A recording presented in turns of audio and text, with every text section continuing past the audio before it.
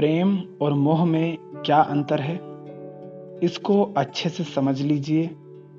क्योंकि जब हम नहीं जानते कि प्रेम क्या होता है और मोह क्या होता है, तब हम मोह को ही प्रेम समझ बैठते हैं और जीवन में बहुत कष्ट सहते हैं। इस दुनिया में जितने भी लोग दुखी परेशान हैं, वो मैंने पहले कहा है कि दूर के लोगों से परेशान नहीं हो तुम अपनी ज़िंदगी में।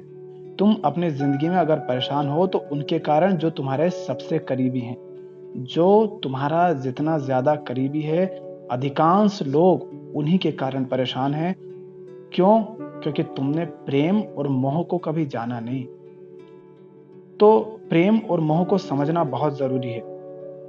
इसको समझ लिया तो आप ये जान जाओगे कि आप जिन्हें प्रेम कहते हैं, क्या वो वास्तव में प्रेम है भी या सिर्फ मोह है और कुछ है।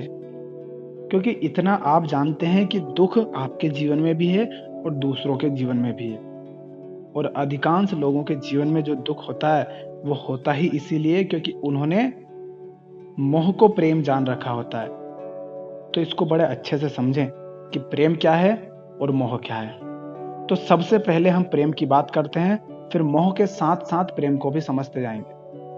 तो प्रेम के लिए कबीर साहब का सिर्फ एक दोहा काफी है ये जानने के लिए कि प्रेम क्या है।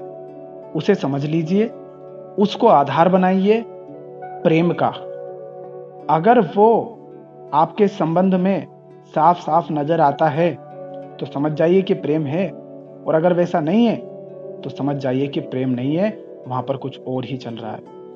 कबीर साहब कहते हैं, प्रेम प्रेम सब कोई कहे, प्रेम न चीन्हे कोय, जा मार्ग साहिब मिले, प्रेम कहावे सोय। तो कहते हैं कबीर साहब कि प्रेम की बात हर कोई करता है, लेकिन कोई जानता नहीं प्रेम को। प्रेम आप जानते नहीं किंतु आप प्रेम की बात करते हैं, ऐसा कैसे हो सकता है भाई?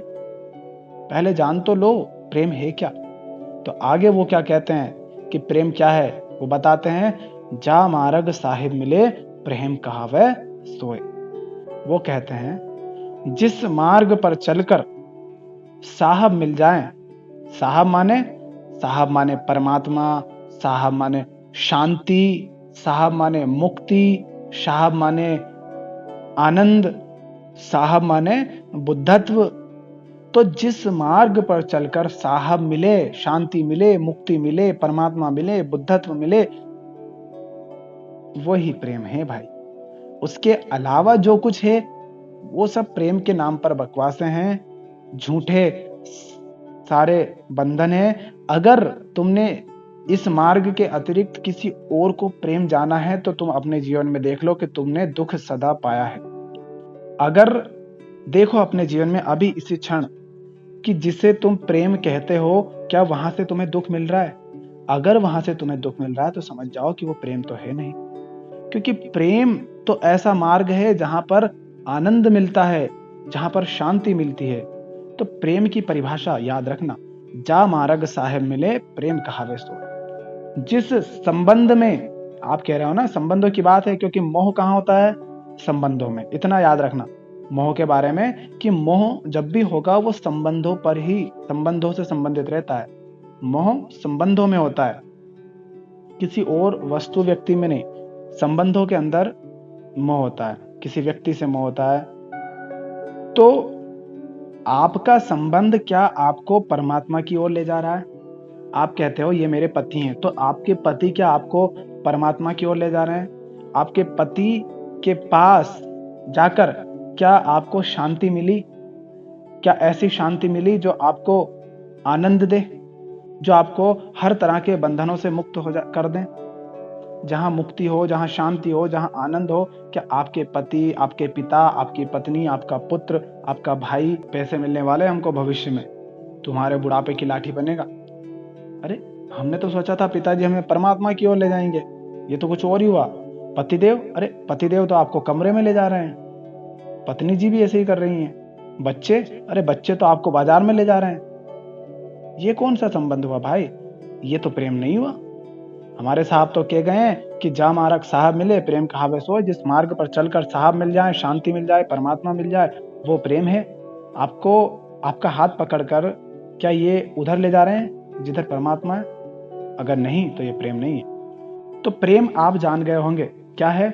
जिस मार्ग पर चलकर परमात्मा मिले वो प्रेम है।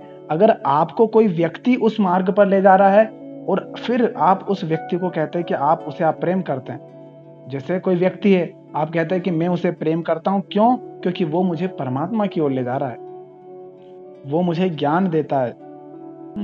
उसने मेरे बंधनों को काटा, मुझे मुक्त किया, तो ये प्रेम है। तो आपका संबंध अगर आपको मुक्ति की ओर ले जाए, आपको मुक्ति दे, आपको शांति की ओर ले जाए, आपको परमात्मा की ओर ले जाए, आपको भक्ति की ओर ले जाए, कृष्ण की, राम की, बुद्ध की, कबीर की, महावीर की तरफ ले जाए, तो समझना कि वो प्रेम है, अन्यथा प्रेम नहीं। अब आते हैं हम मोह पर कि मोह क्या है। तो मोह कहाँ पाया जाता है? जहां संबंध हो, लोगों के बीच में, व्यक्तियों के, दो व्यक्ति के बीच में मोह होता है। माने इंसान इंसान के संबंध जो होते हैं उनमें मोह होता है। तो कैसे जाने कि हम जिस व्यक्ति से प्रेम करते हैं वो प्रेम है वास्तव में या मोह है? तो सबसे पहला पैमाना जो है ये देख लीजिए कि क्या आपको उस व्यक्ति से कुछ मिल रहा है या कुछ मिलने की उम्मीद है।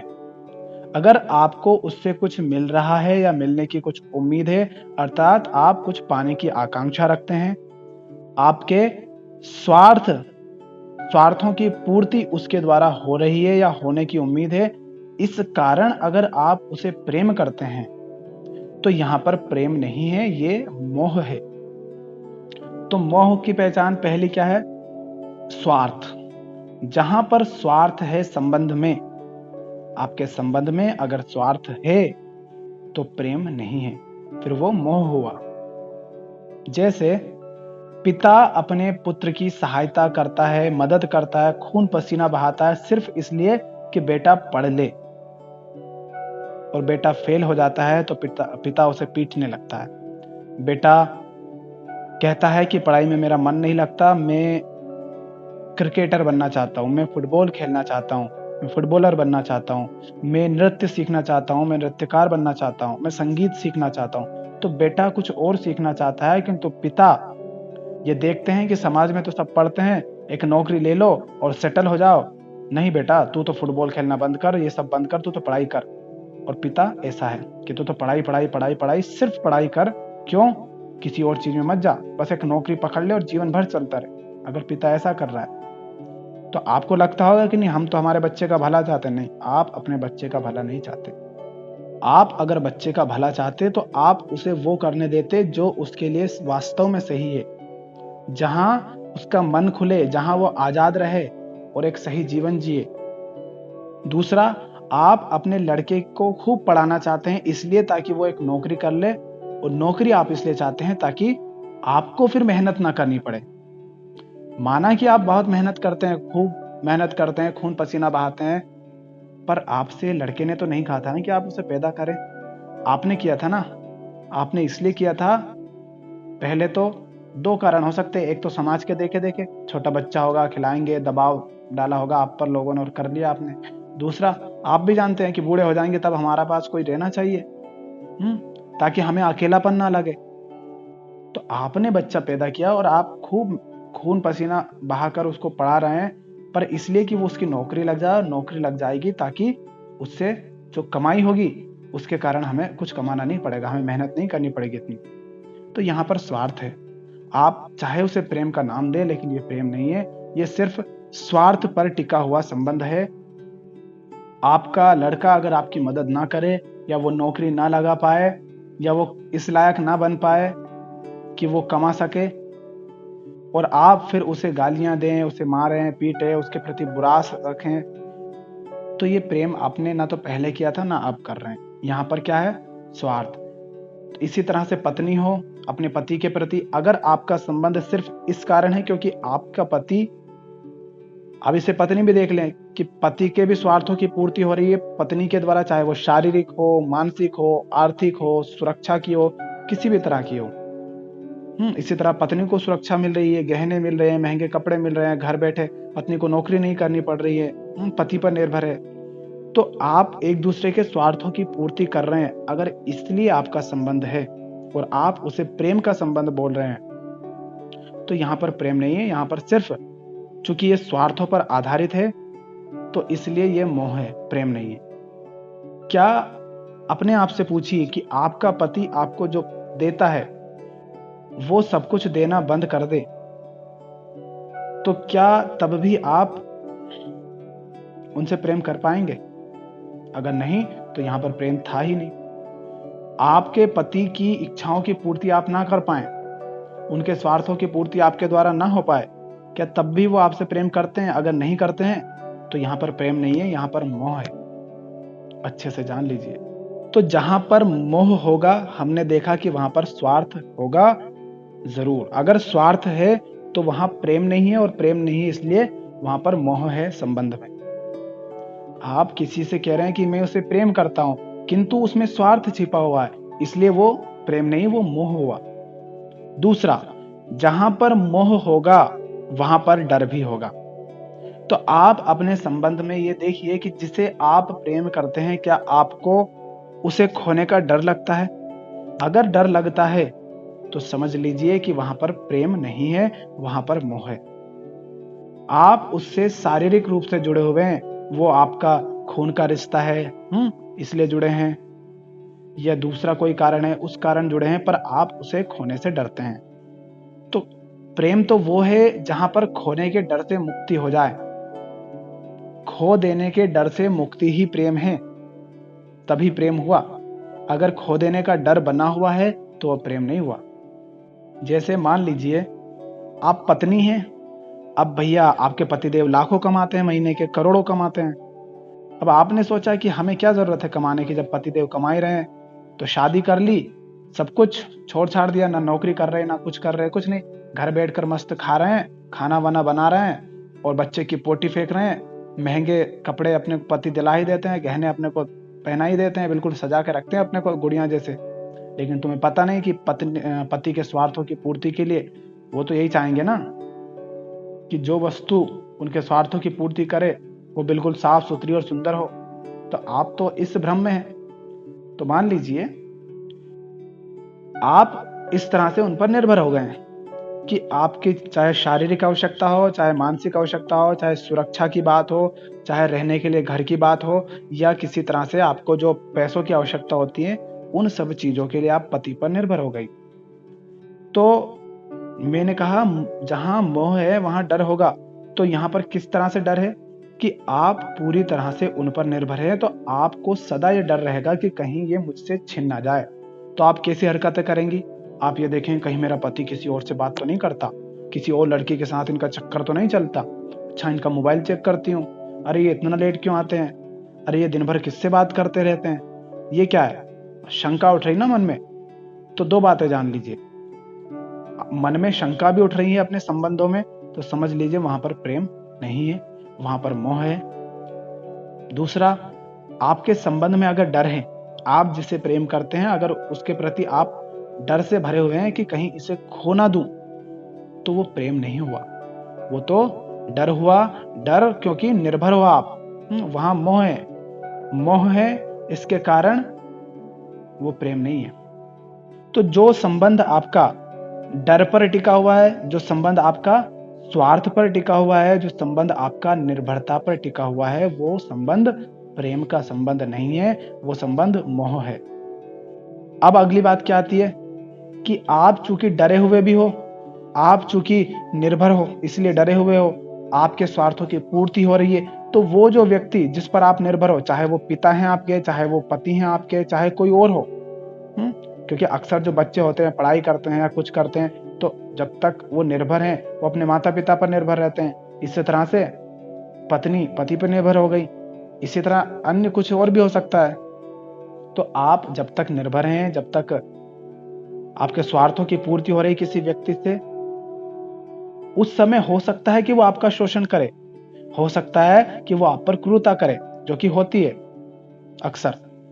तो आप पर क्रूरता हो रही है, आपका शोषण हो रहा है, आप लड़ाई झगड़े हो रहे हैं उसके बाद भी अगर संबंधों में हैं, इसका अर्थ समझ रहे हैं, इसका अर्थ है कि आप मोह के कारण संबंधों में हैं, क्योंकि आप शरीर के कारण जुड़े हुए हैं एक दूसरे से, कि ये व्यक्ति मेरा इससे खून का रिश्ता है, इससे मैंने विवाह किया है, ये मेरा बच्चा है, ये मेरे पिता है, ये मेरे माता है, ये मेरे भाई, ये मेरी बहन, ये सब।